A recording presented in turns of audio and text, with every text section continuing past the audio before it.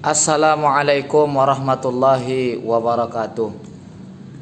Anak-anak Bapak, seluruh peserta didik kelas 4A, 4B, 4C, dan 4D. Bersyukur kita kepada Allah, kemudian bersalawat kita kepada baginda Rasulullah Sallallahu Alaihi Wasallam.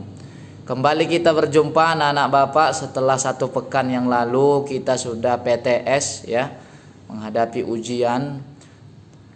Nah, hari ini kita masuk kembali ke pembelajaran jarak jauh.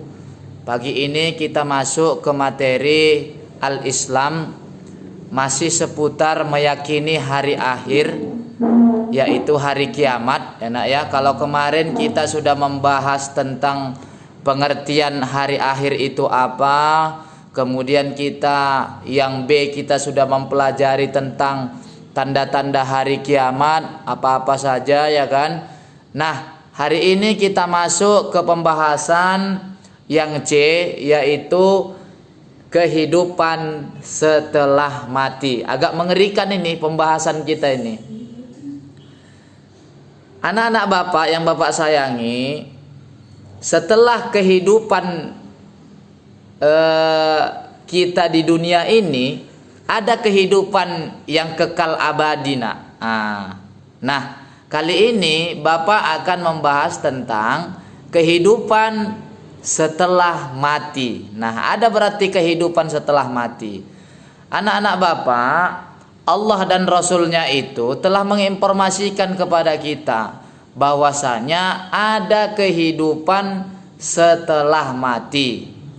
Nah, setelah meninggal dunia ataupun mati seorang manusia itu, maka dia nanti akan masuk ke alam barzah.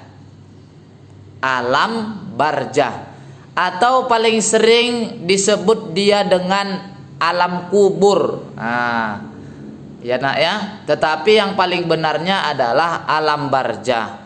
Alam barzah ini adalah tempat berkumpulnya seluruh ruh manusia mulai dari pertama kematian sampai detik dan menit ini. Jadi setiap ada manusia yang meninggal dunia akan berkumpul di alam barzah.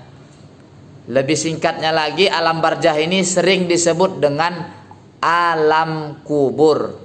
Nah, alam kubur ini atau alam barzah ini adalah alam penantian nak, alam menunggu.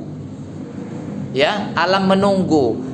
Tetapi walaupun menunggu, apa yang ditunggu? Hari kiamat yang akan datang nanti, yang akan terjadi, ya nak ya. Tetapi menunggu ini pun ada 2 keterangan yang disampaikan oleh Rasul. Menunggu dalam kebaikan, yang kedua menunggu dalam kesiksaan. Nah, ketika orang meninggal dunia, maka nanti pertama sekali dia akan ditanya oleh malaikat Munkar dan Nakir, apa Tuhan, siapa Tuhanmu, apa kitabmu, apa pekerjaanmu selama kau di dunia ini. Jadi ketika dia amal kebaikannya menjawab itu dengan baik, maka dia menunggu dalam kebaikan. Kuburnya terang, kuburnya tidak sempit, lapang, ya. Tetapi kalau dia tidak bisa menjawab pertanyaan dari malaikat Ijrail tadi, dari malaikat Munkar dan Nakir tadi, maka dia menunggu dalam kesiksaan, tersiksa dia menunggu, ya kan? Maka dia sudah dikasih siksaan, walaupun itu sifatnya tidak kekal.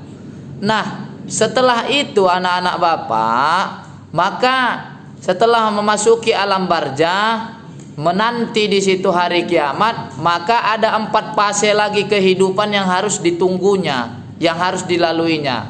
Yang pertama nanti harus masuk ke dalam yaumul ba'ats.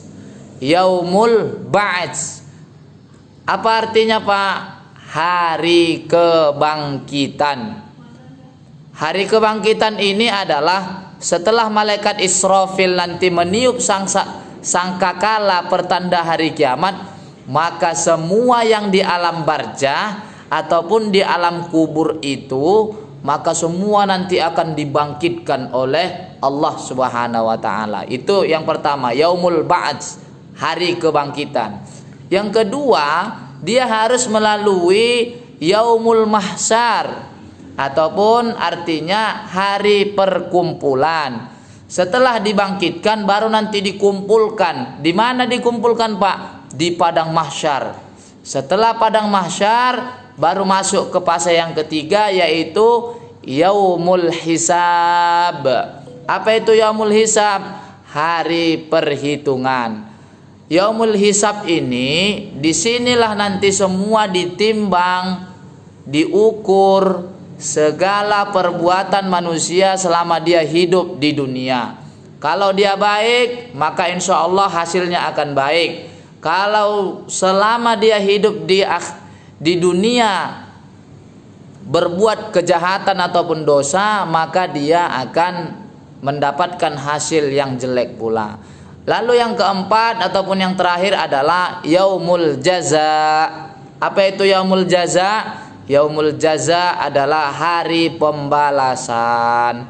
Setelah dibangkitkan, lalu dikumpulkan, lalu dihitung, lalu masuk di pembalasan. Nah, yaumul jaza ini juga sering disebut dengan hari di mana orang menemukan hasil dari kebaikan ataupun kejelekannya. Jadi kalau dia berbuat baik di dunia, maka Allah akan membalas yang setimpal dengan surganya Allah Subhanahu wa taala. Nah, dikala manusia juga berbuat kejahatan, berbuat dosa, durhaka, tidak pernah taat kepada Allah, maka dia akan mendapatkan balasan yang setimpal, yaitu nerakanya Allah. Itu yang bisa Bapak sampaikan pada pagi hari ini. Mudah-mudahan dapat bermanfaat bagi anak-anak Bapak. Untuk khulasoh ataupun ringkasannya nanti Bapak kirimkan yang harus dicatat, enak ya. Ini hanya mendukung dari materi kita pada kesempatan yang penuh berkah ini. Terima kasih, tetap semangat, tetap berikhtiar dengan semaksimal mungkin. Assalamualaikum warahmatullahi wabarakatuh.